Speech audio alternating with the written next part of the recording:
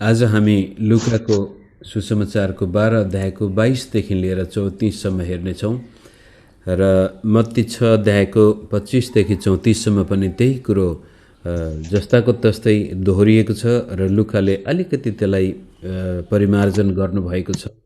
सायद प्रभुले वचन दिँदै गर्दाखेरि विभिन्न स्थानमा विभिन्न पक्षहरूलाई उहाँले प्रस्तुत गर्नुभएको छ। चारवटा सुसमाचार हुनुको पछाडिपट्टि पनि परमेश्वरको राज्यमा जुन प्रकारको जीवन मानिसको सामनेमा प्रभु प्रस्तुत गर्दै हुनुहुन्थ्यो ती कुराहरूलाई देखाउन चारवटै सुसमाचारले ख्रीष्ट येशूको चारवटा पक्षलाई प्रस्तुत गरेको छ।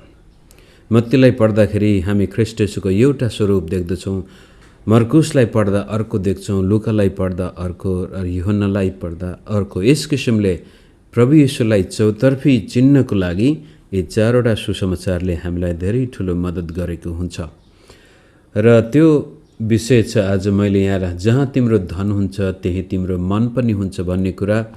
माथिल्लो खण्डमा एउटा धनी व्यक्तिले आएर प्रभु येशूलाई एउटा भाइले आफ्नो भाइबाट सम्पत्तिको लागि माग गर्दाखेरि प्रभुले एउटा धनी व्यक्तिको दृष्टान्त दिएर तिनीहरूलाई जीवनको पाठ सिकाउँदै हुनुहुन्थ्यो कि कसरी त्यो धनी व्यक्ति सांसारिक नजरमा त ऊ धनी भयो अनि उसले आफ्नो सम्पत्तिलाई लामो समयसम्म सञ्चय गर्न खोज्यो र आफ्नै मोज मस्तीको लागि प्रयोग गर्न खोजिरहेको बेलामा अचानक उसको मृत्यु हुन्छ र उसले कमाएका सारा सम्पत्तिहरू अरूकै हुन्छन् र ऊ परमेश्वरको नजरमा धनी बन्न नसकेको कारण यो संसारबाट हात धोयो आउने संसार पनि उसको लागि शङ्कास्पद छ।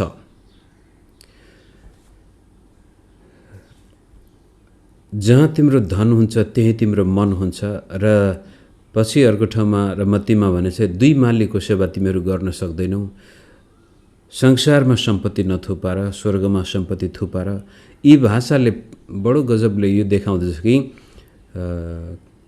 मानिस दुई कुराको लागि बाँचेको छ, कि त सम्पत्तिको लागि कि परमेश्वरको लागि। सम्पत्ति परमेश्वरको प्रतिद्वन्दी त होइन। दुई मालिकको सेवा भन्ने बित्तिकै सम्पत्ति परमेश्वर सरहको त होइन, तर मानिस आज पापको वशमा परेको कारण उसले सजिलै पेटलाई नै परमेश्वर बनाइदिन्छ। वास्तवमा दुई मालिकको सेवा गर्न सक्दैनौ भन्ने शब्दमा चाहिँ मामल भन्ने शब्द प्रयोग गरेको छ। पेट मालिक भइदिएको छ। भौतिक कुराहरू नै सबै भइदिएको छ। पेटको लागि नै बाँच्नु, चाहे त्यो अरब खरबपति व्यक्ति किन नहोस्, चाहे त्यो दिनको रोजीरोटी गर्ने व्यक्ति किन नहोस्, जो कोही व्यक्ति पेटको लागि बाँचेको छ उसले परमेश्वरलाई दिनुपर्ने महिमा दिन सक्दैन। आउनुहोस् त्यो कुरोलाई अगाडि लैजान हामी 22बाट हेरौँ। उहाँले आफ्ना चेलाहरूलाई भन्नुभयो, यसै कारण म तिमीहरूलाई भन्दछु, आफ्नो प्राणको निम्ति के खाऊँ र शरीरको निम्ति के पहिरौँ भनी चिन्तित नहो, किनभने माथि धनी व्यक्तिलाई अब मलाई चिन्ता छैन, अब लामो समयसम्म तसँग प्रशस्तै खानेकुरा छ, आराम गर, ऐश गर, मोज मस्ती गर भनिरहेको बेलामा ऊ मर्दछ र त्यस कारण खाना र लाउनुको भन्दा पनि हाम्रो चिन्ता चाहिँ हाम्रो जीवनको हुनुपर्ने हो। किनकि प्राण भोजन भन्दा र शरीर वस्त्र भन्दा ठुलो हो। अवश्य पनि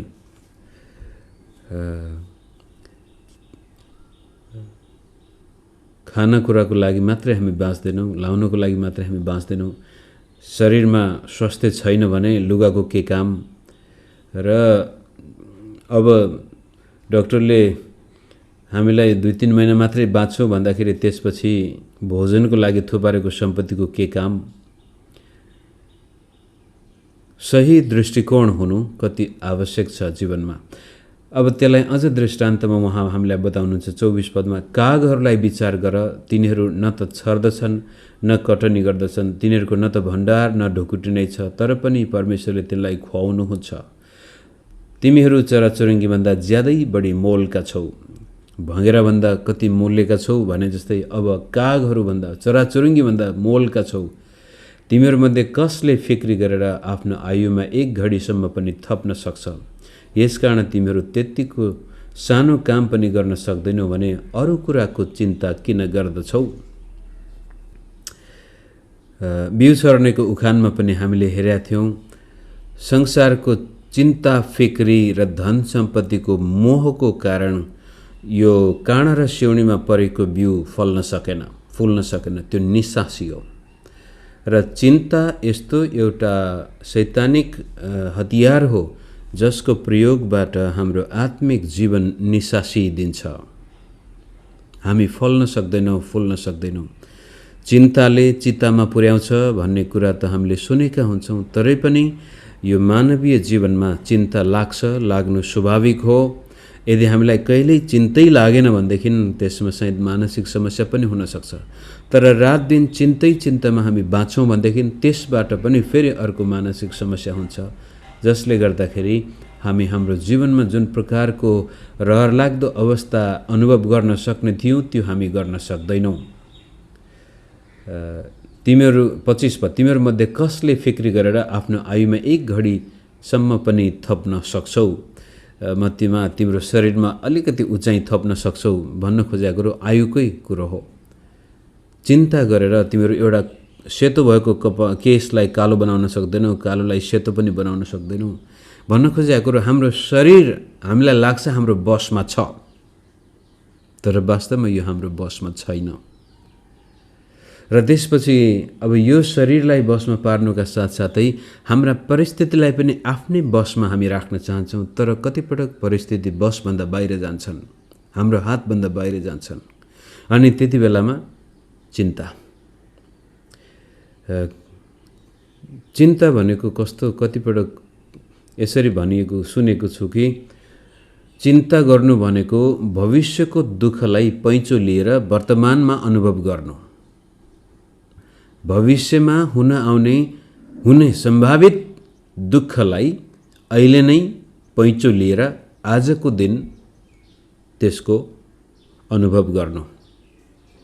भोलि नआउन पनि सक्छ, तर हामी भोलिका कुराहरूलाई अहिले नै हातमा लिएर अनि आजको दिन नै अशान्ति हुन जान्छ। अनि चिन्ता र डर दुवै एकअर्काका पूरकहरू हुन्। चिन्ता हुनु, डर हुनु यो एउटै सिक्काका दुईवटा पक्षहरू हुन्। त्यस किसिमले पहिलो कुरो कागलाई, चराचुरुङ्गीको कुरा गर्नुभएको छ। अब 27 पदबाट, लिली फुललाई विचार गर, कसरी तिनीहरू न त परिश्रम गर्छन् न काट्छन्, तर म तिमीहरूलाई भन्दछु सलोमन राजा पनि आफ्नो सारा गौरवमा तीमध्ये एउटा जतिको पनि विभूषित थिएनन्।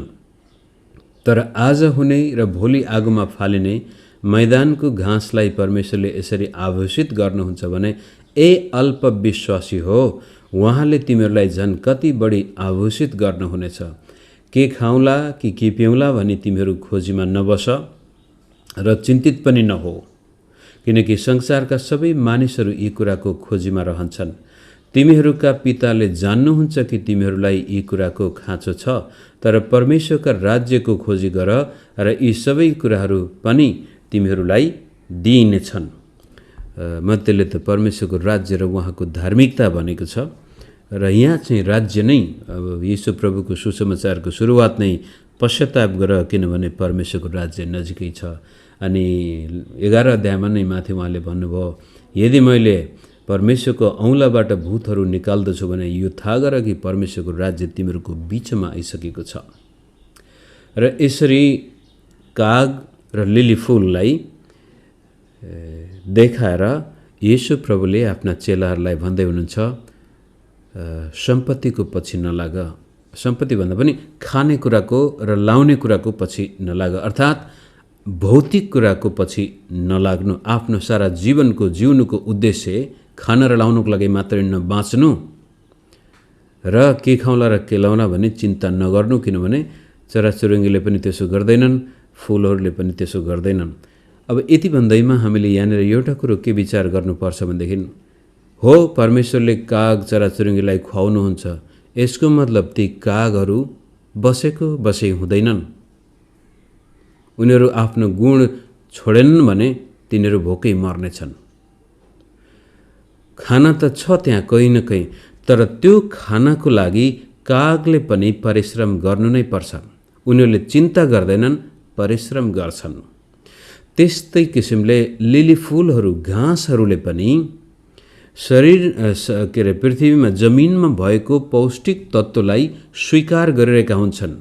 उनीहरूको जराबाट लिइरहेका हुन्छन्, पातबाट लिइरहेका हुन्छन्। सबै कुराहरू उनीहरूको आफ्नो कर्तव्य हुन्छ। यहाँनिर हामीले मिसअन्डरस्ट्यान्डिङ कहिलेकाहीँ के गरिदिन्छौँ, विश्वासीहरू हुन्छौँ परमेश्वरले जुटाउनुहुन्छ ल भनेर आफ्नो काम छोडिदिने, व्यापार व्यवसाय छोडिदिने, जागिर छोडिदिने र त्यत्तिकै कतिपय यस्ता इतिहासमा मानिसहरू पनि आए जो रुखमाथि बसेर म त परमेश्वरको राज्यको खोजी गर्छु, ओडारमा बसे, जोगी बने, उजाड स्थानमा गए र कतिजना भोकभोकै मरे पनि। त येशू प्रभुले हामीलाई के भन्दै हुनुहुन्छ भनेदेखि पहिलो हाम्रो कर्तव्य हो परमेश्वरको राज्य खोज्नु र त्यसपछि हाम्रो विश्वास यस्तो गजबले परमेश्वरमाथि हुनु पर्यो कि मैले जब परमेश्वरको राज्य खोज्दैछु भनेदेखि त्यस्तो स्थितिमा मेरो हातमा मलाई खाना लाउनको लागि केही छैन भने पनि त्यति बेलामा परमेश्वरले उद्देश्य काम गर्न सक्नुहुन्छ। र त्यति भन्दैमा अब मैले चाहिँ हात बाँधेर बस्नु भएन। यदि म किसान परिवारमा जन्मेको म किसान हुँ भनेदेखि मैले दिलो ज्यानले आफ्नो खेती किसानी गर्नु पर्यो। त्यो खेती किसानी गर्दाखेरि पनि परमेश्वरको राज्य मेरो लक्ष्य र उद्देश्य हुनु पर्यो। मेरो पेटको लागि मात्र होइन। माथिको त्यो धनाढ्य व्यक्तिलाई ठुल्ठुला भकारी बनायो, उसले भन्छ अब मेरो प्राण तेरो निम्ति वर्षौं पुग्ने गरी सम्पत्ति। तर एउटा किसानले जब किसानी गर्दछ, उसले खेतबारीमा अन्नपात रोप्दै गर्दाखेरि, बिउ छर्दै गर्दाखेरि, गोडमेल गर्दै गर्दाखेरि, अन्नपात बटुल्दै गर्दाखेरि पनि उसको मगजमा यो हो, हे परमेश्वर तपाईँले मलाई किसानी गर्ने वरदान दिनुभयो। म यसै किसानीबाट मैले उब्जाएको अन्नपातबाट धेरै मानिसहरूले खानेछन्, लाउनेछन्, बाँच्नेछन्। यसकारण मेरो हातबाट उब्जेको अन्नपातबाट पनि परमेश्वर तपाईँले धेरै मानिसलाई आशिष दिनुहोस्।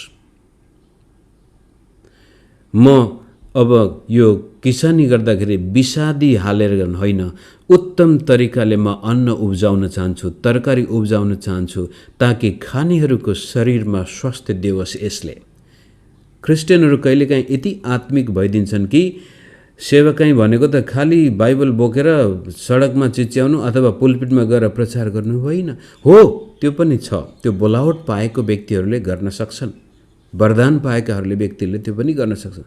र एउटा किसानले आफ्नो सेवकाईलाई परमेश्वरको राज्य आएको कुरोलाई उसले एउटा स्वच्छ प्रकारले तरकारीहरू उब्जाएर बजारमा उसले सप्लाई गर्दैछ भनेदेखि उसको मनमा यो हुनु पर्यो कि मेरो पेटको लागि होइन, म मानिसमा स्वच्छ तरकारी उत्पादन गरेर दिँदैछु।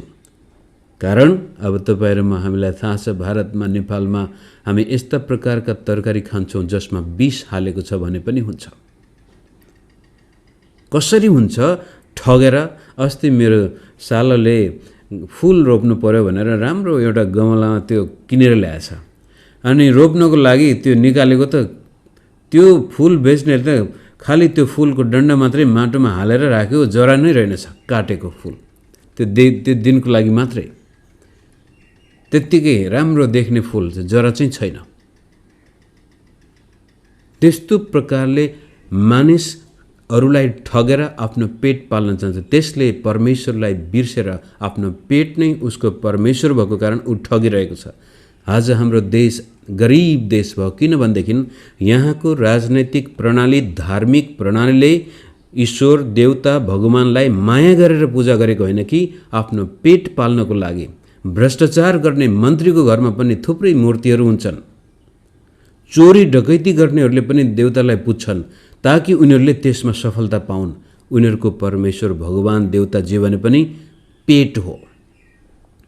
येशू ख्रीष्टले त्यसै कारण कागहरू र फुलहरूको दृष्टान्त दिएर के भन्दै हुनुहुन्छ ख्रीष्ट येशूमा विश्वास गर्नेहरूलाई कि तिमीहरूको जिउने शैली परमेश्वरको राज्य, जहाँ धार्मिकता छ, जहाँ सत्यता छ, जहाँ प्रेम छ, भलाइ छ, यी कुराहरूद्वारा तिम्रो जीवन सञ्चालित भएको खण्डमा त्यसपछि परमेश्वरले तिमीहरूलाई खाना लाउनुको चिन्ता पूर्ण रूपले उहाँ गर्नुहुनेछ, तिमीहरूले गर्नुपर्ने छैन। पेटको लागि तिमीहरू बाँच्ने छैनौ, परमेश्वरको लागि बाँचेको खण्डमा यो तिमीहरूले देख्नेछौ। कारण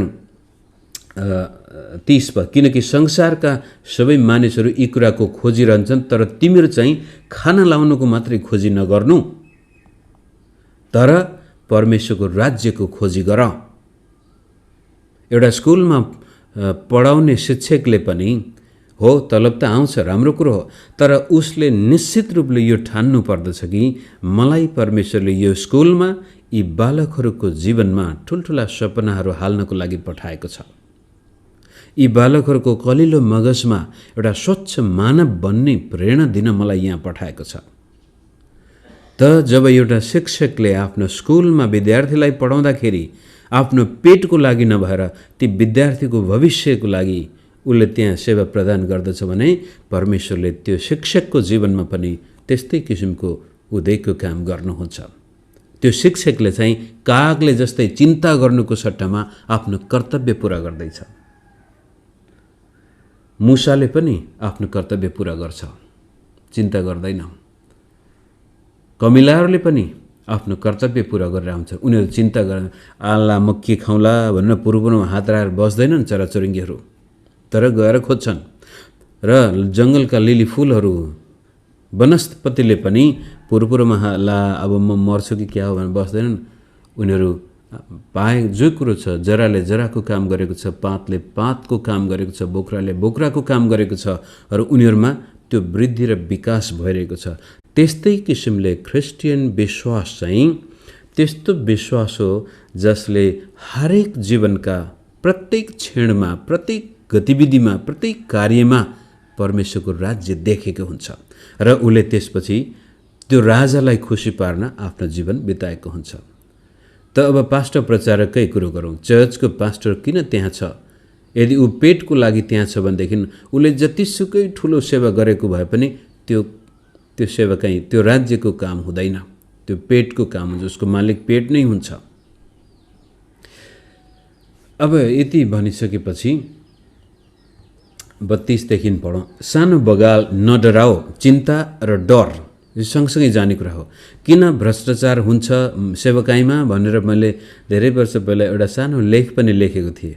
जहाँ चिन्ता हुन्छ, जहाँ डर हुन्छ, त्यहाँ भ्रष्टाचार हुन्छ, त्यहाँ ठगी हुन्छ, त्यहाँ चोरी हुन्छ, पाप र अधर्मका काम त्यहाँ हुन्छन्। तर जहाँ विश्वास हुन्छ त्यहाँ भलाइ हुन्छ, त्यहाँ प्रेम हुन्छ, त्यहाँ अरूको उत्थान र विकास गरिन्छ। त्यसै कारण प्रभुले चिन्ता नगर भनिसकेपछि अब नडराओ, किनभने तिमीहरूलाई राज्य दिन तिमीहरूका पिता प्रसन्न हुनुहुन्छ। माथि राज्यको खोजी गर भनेको छ। र जब हामी राज्यको बारेमा चिन्तित हुन्छौँ, परमेश्वरको राज्य र धार्मिकताको बारेमा हामी चाहना राख्दछौँ भनेदेखि त्यो दिनको लागि परमेश्वर साह्रै उत्सुक हुनुहुन्छ, प्रसन्न हुनुहुन्छ, खुसी हुनुहुन्छ। सानो बगाल भनेर सम्बोधन गरिएको छ पूर्ण विश्वासीहरूलाई, व्यक्तिलाई भन्दा पनि। हामीलाई राज्य दिने परमेश्वरको इच्छा छ। 33 पद, अब त्यो राज्य र यो संसारको भौतिक कुराहरूलाई डाँच्दाखेरि 33 पद, तिमीहरूको सम्पत्ति बेचेर दान देऊ, आफ्नो निम्ति थोत्रो नहुने थैलीहरू बनाओ, स्वर्गमा कहिल्यै नष्ट नहुने धन स्वर्गमा सञ्चय गर, त्यहाँ चोर आउँदैन र किरा पनि लाग्दैन, किनकि जहाँ तिम्रो धन छ त्यही तिम्रो मन पनि हुनेछ। यो एउटा बडो गजबको जाँच भनौँ, चुनौती भनौँ, क्रिस्चियन विश्वासीको सामनेमा बेला बखतमा आउँछ। सबैलाई नहुन सक्छ। हुनसक्छ जो धनाढ्य व्यक्ति छ त्यसले प्रभुलाई विश्वास गरेपछि आफ्नो सारा सम्पत्तिलाई पनि परमेश्वरकै महिमाको लागि प्रयोग गर्न उसलाई अगुवाई भइसकेको हुन्छ। जसै जक्कईको कुरो गर्दाखेरि जक्कियासले 19 अध्यायमा हामी हेर्नेछौँ, प्रभुले भन्नुभन्दा अगावै आफ्नो सारा सम्पत्तिबाट परमेश्वरको महिमा गर्छ। तर त्योभन्दा अगाडि एकजना धनाढ्य व्यक्तिले चाहिँ सम्पत्ति पनि चाहेको छ, स्वर्गको राज्य पनि चाहेको छ। अनि यस किसिमले दुवैतिर चाहिँ हामी जिउन सक्दैनौँ। र यस्तो स्थितिमा प्रभुले तिमीहरूको सम्पत्ति बेचेर दान देऊ। यो सायद हामी धेरैलाई सम्पत्ति नहुने व्यक्तिलाई त ठिकै लाग्छ, हो नि त। हेर न त्यो फस्तो धनी क्रिस्चियन, हामी चाहिँ गरिब छौँ, हामीलाई दिए कति राम्रो हुन्थ्यो भनेर चाहिँ यो पढ्दाखेरि हामीलाई उत्साह आउँछ। तर सम्पत्ति भएको मान्छेलाई चाहिँ यो पढ्दाखेरि पक्कै पनि कता कता यो पद त प्रभुले नलेखिदिए नभनिदिए पनि हुन्थ्यो भन्ने जस्तो लाग्न सक्छ। तर जसले परमेश्वरको राज्यको लागि आफूसँग भएको कुनै कुरो दिएको छ भने त्यो व्यक्तिसँग गएर तपाईँहरू मैले सोध्यौँ कस्तो भयो त भन्दाखेरि उनीहरू साह्रै आनन्दित भएको कुरो व्यक्त गर्दछन्। दिन सक्नु वास्तवमा धेरै ठुलो खुसीको अनुभव हो। दाउद राजाले भनेको वाक्यांश आउँछ, जब अरौनाको खेतमा गएर उनले बलि चढाउनु पर्ने र त्यसैमा वेदी बनाउँदाखेरि अरौनाले आएर भन्छ, मालिक यो सब तपाईँको, यो मेरो खेत पनि, मेरा गोरुहरू, यो हलो जुवा सबै प्रयोग गरेर तपाईँ परमेश्वरलाई बलि चढाउनुहोस् भन्दाखेरि हुन्छ, होइन, I will not offer anything that costs me nothing. अर्थात् मलाई मूल्य नपरेको कुनै पनि कुरो म परमेश्वरलाई चढाउने छैन।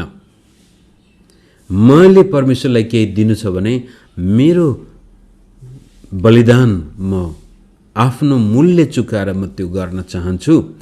त्यस्तै किसिमले परमेश्वरको लागि जब हामी केही कुरो के भन्छ बलिदान गर्दछौँ, दिन्छौँ भने त्यति बेलामा धेरै ठुलो आनन्द आउँछ मित्रहरू। र म फेरि भन्छु, नेपाली परिवेशमा सायद यो त्यति बेलामा हाम्रो सामनेमा चुनौतीपूर्ण तरिकाले आउँदछ जब एउटा जवान व्यक्तिले विश्वास गर्दाखेरि घर परिवारका सदस्यहरूलाई रिस उठ्छ, आमा बाबुलाई रिस उठ्छ र उनीहरूले म तिमीलाई अंश दिन्न भन्ने कुरो आउँदछ। अब गरिब परिवारमा त अंश थोरै हुन्छ, त्यो पनि ठिकै हो। तर धनाढ्य व्यक्ति, धनाढ्य परिवारमा एकजना अर्जेन्टिनाको व्यक्ति यहाँ गुवाहाटीमा हामीले भेटेका थियौँ। उनको बाउ निकै धनाढ्य व्यक्ति थिए अरे। जब उनले ख्रिस्ट येशूलाई विश्वास गर्दाखेरि 3 जना दाजुभाइमा पूर्ण रूपले त्यो भाइको सम्पत्ति सबै 2 जनालाई बराबर बाँडिदिएपछि उसलाई चाहिँ उसको बाउले भने त तेरो परमेश्वरले तँलाई दियोस्, म तेरो बाउ होइन, तेरो परमेश्वर तेरो बाउ हो, तेरो परमेश्वरले नै दियोस्। त्यो व्यक्ति त्यसपछि लामो समय भारतमा सेवा गर्न आउनुभयो, अहिले चाहिँ फर्केर जानुभएको छ। र पोहोर साल फर्केर जानु, यो कोरोनाको कारण उहाँ फर्किनु भएको थियो। जानुभन्दा पहिला उहाँले एक दिन गवाही बाँड्नु भएको थियो। अर्जेन्टिनामा नै अर्को एकजना व्यक्तिसँग उनको भेटघाट हुन्छ, चिन्जान हुन्छ, तर थाहा थिएन त्यो व्यक्ति को हो कसो हो, तर साधारण चिन्जान थियो। भारतमै बसेको बेलामा उनलाई, त्यो व्यक्तिलाई क्यान्सर लागेछ। अब ऊ मर्ने बेला भएछ र यो व्यक्ति जसको बाउले सारा सम्पत्ति दिन्न भनेर निकालिदिएको थियो, एकचोटि छुट्टीमा जाँदाखेरि उसलाई त्यो क्यान्सर लागेको व्यक्ति भेट्न आउँछ र भन्छ, बाबु, उमेरमा निकै पाएको मान्छे, बाबु तिमीले परमेश्वरको राज्यमा धेरै ठुलो सेवा गरेको छौ र मेरो त सन्तान पनि छैन, मैले त बिहा पनि गरेको थिएन, म एउटा सिङ्गल व्यक्ति हुँ, अब म त मर्न आँटेँ, मेरो धेरै ठुलो सम्पत्ति जग्गा छ मेन सहरमा, घर छ, बङ्गलो छ, तिमी आएर त्यो लैजाऊ। र नभन्दै गर्दाखेरि त निकै ठुलो मेन सहरमा पुरानो पूर्वजदेखिको पुरानो घर, र त्यसपछि त्यो साधारण व्यक्तिले पूर्ण रूपले उसलाई हस्तान्तरण गरिदिन्छ। भन्नु खोजेको कुरो, कहिलेकाहीँ हामी परमेश्वरको लागि केही कुरो दिँदाखेरि आहा मैले त गुमाएँ भन्न चाहन्छौँ। येशू प्रभुले मर्कुसको किताबमा भन्नुभयो 10:29-30मा, मेरो खातिर तिमीहरूले केही कुरो गुमाउँछौ हर्ष साथ, खुसी साथ र मलाई छान्छौ भनेदेखि यसै संसारमा पनि त्यसको 100 गुणा प्रतिफल तिमीले पाउनेछौ। आउने संसारमा त अनन्त जीवन त छँदैछ। त यहाँनिर प्रभुले सम्पत्ति बेचेर देऊ भन्दाखेरि यो तपाईँ र मलाई यस्तो कन्टेक्स्टमा भनिएको छ, जुन कन्टेक्स्टमा, जुन पृष्ठभूमिमा एउटा व्यक्तिले आएर प्रभुलाई, मेरो दाइले मलाई सम्पत्ति दिएन, त्यसकारण प्रभु तपाईँले गएर मेरो दाइलाई मेरो सम्पत्ति फिर्ता अथवा मलाई मेरो भागबन्डा गरिदियोस् भनेर न्याय उसले माग्दाखेरि प्रभुले भन्नुहुन्छ, म तिमीहरूको न्यायकर्ता होइन। र यसरी संसारको धन सम्पत्तिको प्रशस्ततामा जीवन हुँदैन र धन सम्पत्ति थुपारेर तिमीसँग प्रशस्तै सम्पत्ति छ भन्दैमा तिमीले आफूलाई सबै कुरा प्राप्त गर्यो भने नठान। कुनै पनि बेला तिम्रो प्राण तिमीबाट खोसिनेछ। त्यति बेलामा यो श्री सम्पत्ति कसको हुनेछ तिमीलाई थाहा छैन। त्यसकारण बरु त्यसको सट्टामा परमेश्वरको राज्य खोज र आफूसँग भएको सम्पत्ति पनि दिदेऊ। यो गर्न सकेको खण्डमा तिमीहरूले साँच्चै राज्य आफ्नो हातमा पार्नेछौ। त्यति मात्र होइन, यहाँ जे कुरो तिमीले दिएका छौ त्यो स्वर्गमा सञ्चय भएको छ। आफ्नो निम्ति थोत्रो नहुने थैलीहरू बनाऊ। स्वर्गमा कहिले नष्ट नहुने धन स्वर्गमा सञ्चय गर। येशू ख्रीष्टको लागि हामीले कुनै भौतिक कुराहरू गुमाएका छौँ, सम्बन्धहरू गुमाएका छौँ, हाम्रो अपमान गरिएको छ, सतावटमा परेका छौँ र सायद हामीले हाम्रो प्राणै दिनु परे तापनि त्यो हामीबाट गुमेको हुँदैन, त्यो सञ्चित हुन्छ, त्यो सञ्चय भएको छ। अवश्य पनि हामी प्रभुले धेरै ठाउँमा उल्लेख गर्नुभएको कुरोलाई हामीले हेऱ्यौँ भनेदेखि स्वर्गमा हाम्रो इनामको डिग्रिज के भन्छ त्यसलाई, त्यसको तह छ। अनन्त जीवनको पनि हाम्रो जीवनको स्तरको तह छ। अब त्यो कस्तो छ हामीलाई अहिले भन्न सक्दैनौँ, तर ख्रीष्ट येशूले धेरै ठाउँमा उल्लेख गरेको छ कि स्वर्गमा तपाईँ आफ्नो सम्पत्ति थुपार्न सक्नुहुन्छ। अनि त्यो थुपार्ने माध्यम हो, प्रभुले भन्नुहुनेछ हामीलाई ध्यान, म गरिब थिएँ तिमीहरूले मलाई खान दियो, म तिर्खाएको थिएँ पानी दियो, म नाङ्गै थिएँ लुगा दियो, म घाइते थिएँ मेरो हेरचाह गर, म जेलमा थिएँ मलाई भेट्न आयो, म विदेशी थिएँ मेरो वास्ता गर्यो। अनि हामीले कहिले तपाईँलाई त्यस्तो देख्यौँ र प्रभु भन्दाखेरि प्रभुले भन्नुहुन्छ मेरा यी सानाभन्दा सानाहरूलाई तिमीले जे गर्यौ त्यो मेरो लागि गर्यौ। त्यस किसिमले हामी मर्ने बेलामा त केही लान सक्दैनौँ, तर मर्नुभन्दा अगाडि स्वर्गमा चाहिँ पठाउन सक्छौँ। त्यही कुरोलाई प्रभुले जोडसँग यहाँ भन्दै हुनुहुन्छ, संसारमा बाँचुन्जेल तिमीहरूलाई के खानुपर्ने हो, के लाउनु पर्ने हो त्यसको जिम्मा परमेश्वरले लिनुभएको छ, तर तिम्रो जिम्मा चाहिँ परमेश्वरको राज्य खोज। तिमी जे गर्दैछौ बडो दिलो ज्यानले परिश्रम गर। र कसैको घरमा एउटा साधारण दिदी बहिनीले पनि एउटा डोमेस्टिक हेल्पर भएर काम गर्दैछ भने पनि त्यो घरमा काम गर्दाखेरि उसले भन्नु पर्यो म उत्तम तरिकाले यो घरमा काम गर्नेछु, कारण म यो घरमा पनि परमेश्वरको राज्य देख्न चाहन्छु।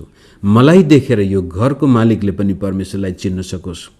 बोलेर मात्र होइन, काम गरेर। धेरै पटक यो इभान्जेलिकल ख्रिस्टियानिटी यस्तो गइगुज्रेको ख्रिस्टियानिटी भइसक्यो, खालि बोल्ने मात्रै र मिसनमा भ्रष्टाचार गर्ने, चर्चमा भ्रष्टाचार हुने, सेवाको नाउँमा ठगठा गर्ने, तर सुसमाचार चाहिँ प्रचार गर्ने, जसको कारण आज विश्वमा यो रोमन क्याथोलिक र अर्थोडक्स चर्चहरू बढी क्रेडिबल र बढी विश्वासयोग्य छन्। इभान्जेलिकल चर्चहरू, प्रोटेस्टेन्ट चर्चहरू फितलो भएका छन्। यिनीहरूले मुखले बोल्छन्, शरीरले देखाउँदैनन्, कहाँ हातले देखाउँदैनन्। हाम्रो जीवनमा त्यस्तो कुरो नहोस् भन्ने उद्देश्यले नै प्रभुले यहाँनिर हामीलाई त्यो चुनौती दिनुभएको छ। जहाँ तिम्रो धन छ त्यही तिम्रो मन हुनेछ। यो वास्तविक हो। स्वर्गका कुरामा मन लाग्ने छैन यदि हामी संसारको पेटको लागि मात्र बाँचेका छौँ भने। तर स्वर्गको लागि बाँच्ने मान्छे कसैले तलब दियोस् नदियोस्, कसैले जस दियोस् नदियोस्, कसैले प्रशंसा गरोस् नगरोस्, उसलाई कुनै आपत्ति हुँदैन। ऊ निरन्तर परमेश्वरको राज्य खोजिरहेको हुन्छ।